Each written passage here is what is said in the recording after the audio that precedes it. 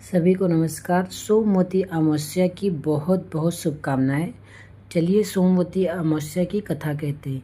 एक समय की बात है कि किसी गांव में एक ब्राह्मण रहता था जिसकी एक कन्या थी। सर्वगुण संपन्न होने के बाद भी उस कन्या का विवाह नहीं हो पा रहा था।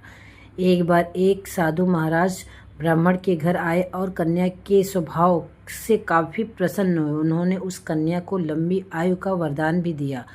तब ब्राह्मण ने साधु से अपनी कन्या के विवाह में आ रही बाधाओं का समाधान जानना चाहा। साधु ने कहा कि कन्या के हाथ में विवाह रेखा ही नहीं है। तब साधु ने उपाय बताते हुए कहा कि पास के गांव में एक सोना नाम की धोबिन अपने परिवार के संग रहती है। अगर आपकी कन्या उस धोबिन की सेवा करे और खुश होकर धोबिन उसे अपना सुहाग दे, तब उसकी कन्या का विवाह हो सकता है। साधु महाराज के कहे अनुसार कन्या धोबिन के घर जाकर उसकी सेवा करने लगी।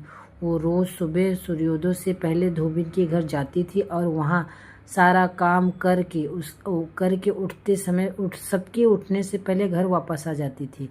घर का सारा काम हुआ देख धोबिन की बड़ी खुशी मिलती थी, क्योंकि उसे लगता था कि ये सारा काम उसकी बहू कर रही है। एक दिन उसने अपनी बहू से कहा कि तुम कितनी अच्छी हो, सुबह उठकर सारा काम निपटा देती हो। तब बहू ने उससे कहा कि नहीं, मैं नहीं करती हूँ, मैं तो सोती रहती हूँ। मुझे लगा कि आप ही सारा काम कर रही हैं।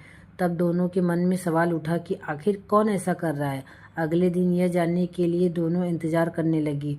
उन्होंने देखा कि एक कन्या घर में मुंह छिपाकर आती और सारा काम करती और चुपचाप चली जाती थी। तब धोबिन ने उससे पूछा कि तुम कौन हो और ऐसा क्यों कर रही हो। कन्या ने धोबिन से सारी बात कही। इस पे सारी बात अपनी कह सुनाई। इस पर सोना कन्या की मदद करने के लिए तैयार हो गई। अगले दिन सोमवती अमावस्या का दिन था और सोना को इस बात की जानकारी थी कि अगर उसने कन्या को अपना सुहाग दिया तो उसके पति की मृत्यु हो जाएगी। लेकिन फिर भी उसने व्रत भी रखा और कन्या के घर जाकर उसकी मांग में अपना सिंदूर डाल दिया। ऐसा करने से धोबिन के पति की मृत्यु हो गई। घर लौटते समय सोना ने पीपल के पेड़ की परिक्रमा की और अपना व्रत पूरा किया। जब वह घर लौटी तो उसने देखा कि उसके पति जिंदा हो गए।